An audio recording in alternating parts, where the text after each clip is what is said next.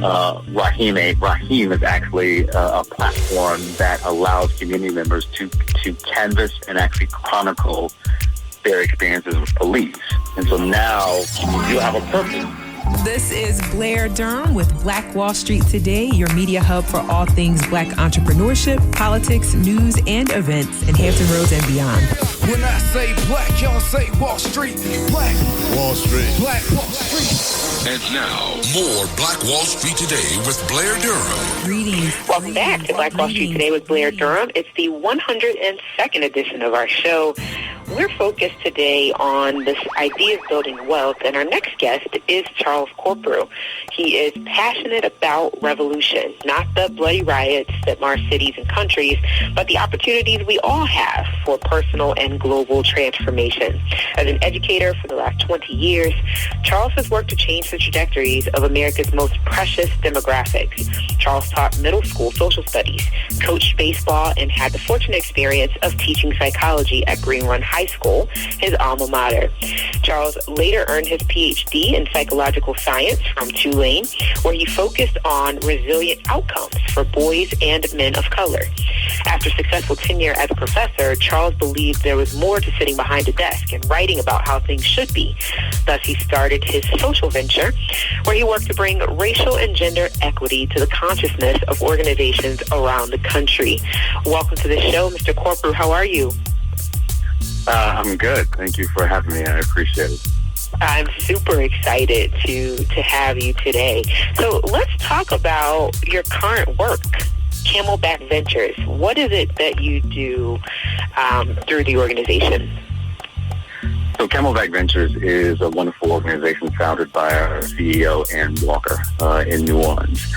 And what we do is we believe that genius is equally distributed, but opportunity is not. And what we do is that we vet, source, and fund entrepreneurs that are women and of color. And we give them capital, coaching, connection, curriculum, and community to allow them to actually amplify and intensify their ventures. If you think about the amount of investments that go into women and people of color, they're almost less than 2% of all of the investments that go into ventures that are created across the country, across the world.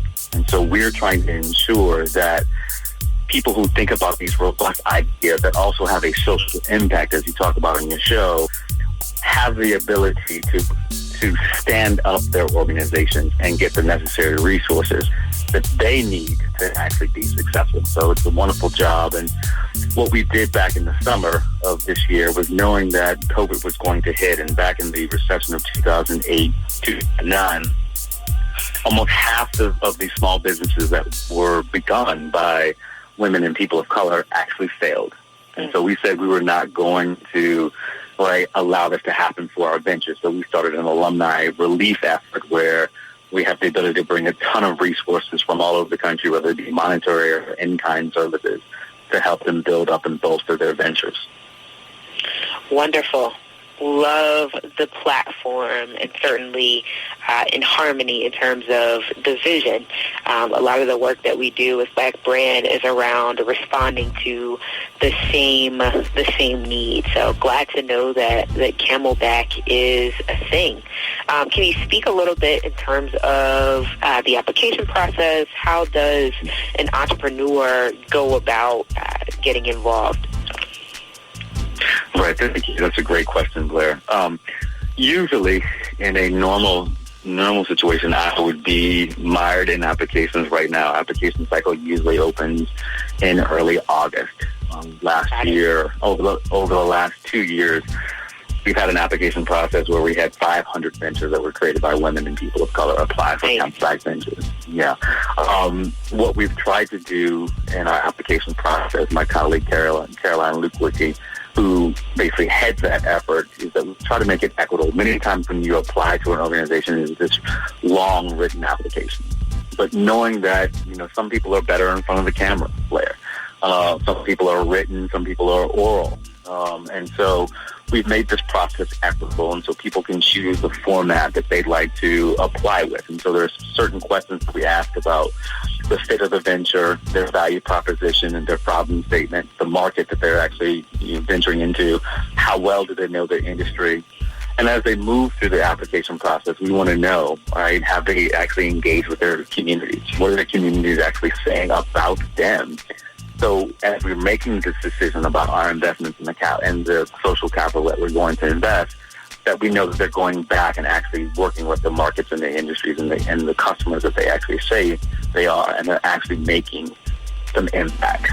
The last two parts of the application process is just we bring in experts from across the country, as well as our team who has expertise in entrepreneurship to make those final decisions. Good. Okay. Let me ask you about this one particular category that you fund, conscious tech. What is conscious tech? That's an interesting thing, sir. We are actually still in the testing phase of that, and we're trying to figure that out ourselves. And so our initial hypothesis is looking at those ventures that are creating robust technology for the BIPOC community. And so I think about Brandon Anderson with Raheem, which, in this time of policing and over-policing for people of color, Raheem is actually a platform that allows community members to canvas and actually chronicle their experiences with police.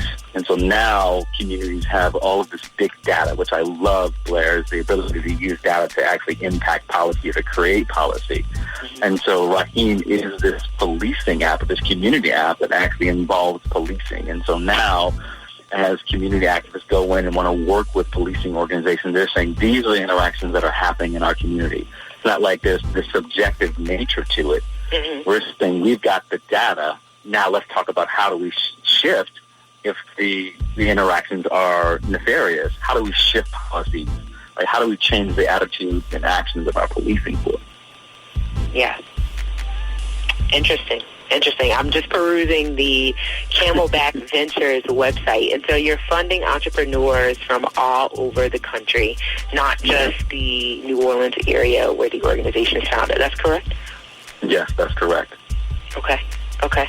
I noticed, too, one of the differentiators with CamelBack is that, not only are you funding for-profit ventures, but you're funding nonprofits as well. What went into the decision to give serious consideration to nonprofit entities? But I know that tends to be a rarity in the VC world. Right. So we're not a traditional VC. As we think about this, we know that many times Black and Indigenous people of color are creating organizations that, are in line with their values and goals of their communities that they serve. And so nonprofit organizations have been the staple of, Black and Indigenous people of color communities for decades. And so we saw this opportunity to make investments for founders who were starting, at this early stage of the nonprofit world and saying, hey, you have a great idea that potentially has a larger impact in a community. And so there are certain communities around the country that we've invested in: New York, New Orleans, Chicago, LA, Oakland, Birmingham, that we're seeing that there needs to be a tremendous impact. And we also invest in charter schools. And so we're seeing this charter school growth movement across the country. But we've been left out, and many of the schools that have been created haven't been created by us. And so we've invested in almost 20 charter schools over the last 6 years. And many of those schools are now open and impacting the individual communities that they serve. Powerful. Plainly put, I'm still perusing the site and looking here at your impact and some of the research that you all have brought to bear through your efforts. Powerful work that is, I know you've identified certain communities that could benefit perhaps more than others, or that are in more dire straits than others, but thinking about the conditions of particularly people of African descent here in the U.S., I feel like there's certainly a national need for this kind of effort.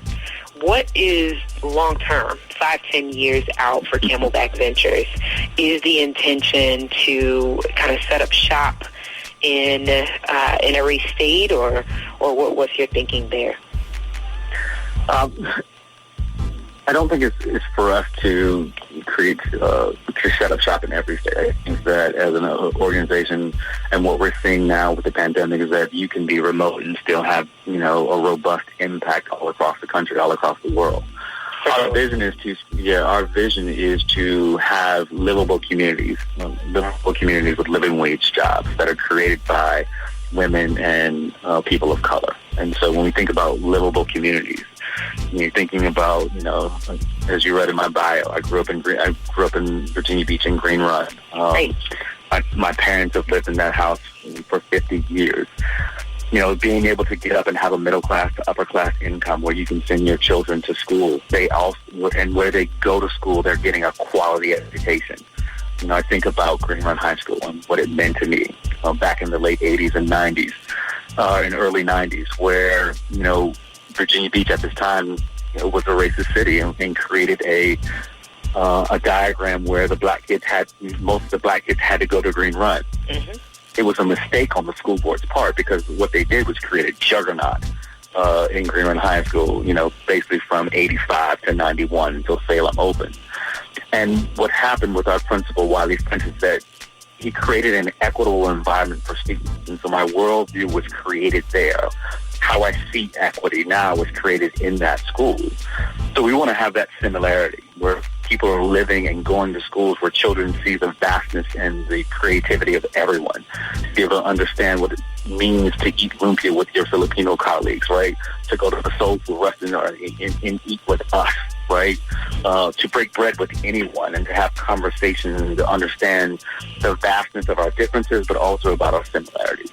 And so when we think about livable wage jobs, we're not talking about $8.50 an hour, Blair. We're talking about $15 and up, where people can buy homes, when they don't have to rely on rental where we're making other people rich. Now, I'm not saying I'm a landlord myself, but to have a livable wage job where you can take care of your family and yourself. And so that is at the crux of everything that we do, is that we want to make sure that our people have communities to go home, that they're happy, that their children are schooled, and they actually have really good jobs. Yeah. Awesome. Just thinking about this year and seeing so many new efforts get going, in light of what we see in the media, and just grateful to know that there are entities like yours who see the value in these spaces. What else would you say? How can we connect with you? How can we connect with CamelBack for going forward? You can always go to CamelBackVentures.org and see all of the great ventures, the 84 ventures that we have funded over the last couple of years. Our CEO, Aaron Walker, has written a number of articles about the education landscape that we have going on and how CamelBack fits into that landscape. We're on all social media, whether Instagram, Twitter, Facebook. Please check us out. But I would, if you're thinking about the opportunity to invest, for all the Hampton grads that have created livable communities, livable wage jobs, this is an opportunity to also invest in ventures that are built by women and people of color. So there's opportunities to be a part of that, or even investing in CamelBack Ventures as we think about how we ensure that we continue to have the ability to bring in robust ventures and to give them the resources that they need to actually be ruthless for good. And that's one of our mantras, that we want our ventures to be ruthless for good. I love it. Okay. Anything else you would share? No, we are good. I just appreciate the opportunity to speak with you. Shout out to my frat brother, Seiko Varner, who put us together, the good brothers of Omega Psi. I thought that it had something to do with Seiko.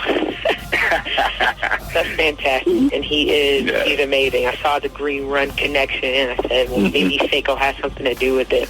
Well, certainly there are many ways for us to remain connected, particularly as Black Brand moves forward to build a community development financial institution and put together VCs for opportunities in Hampton Roads. So I will definitely remain connected with you on that wise. And, of course, you are welcome to come back to the show and talk with us about the progress at CamelBack. Thank you so much. I appreciate the opportunity, Blair. You're welcome. Thank you so much. This show is brought to you by Positive Vibes Incorporated, our consulting services. We do credit fixes, tax resolution, we lend private money to real estate investors, and we do debt consolidations. Basically, we put money in your pocket when you need money. We put money in your pocket when you need money. 757-932-0177. Throughout the United States, credit fixes, tax resolution, lending private money to real estate investors, and debt consolidation. 757-932-0177. 757-932-0177. Phenomenal. Stay with us online at Black Wall Street Today on Facebook and Black Wall Street Today on Instagram, and then follow us on Twitter as well at BWS Today. We look forward to talking again next week. Have a wonderful week. I have said and I will continue to say that the most important priority for the Black community is the Black community, not a particular political party. Phenomenal. Hey, yo, when I say Black, you say Wall Street. Black Wall Street. When I say Black, you say Wall Street. Black. When I say Black, you say Wall Street. Black.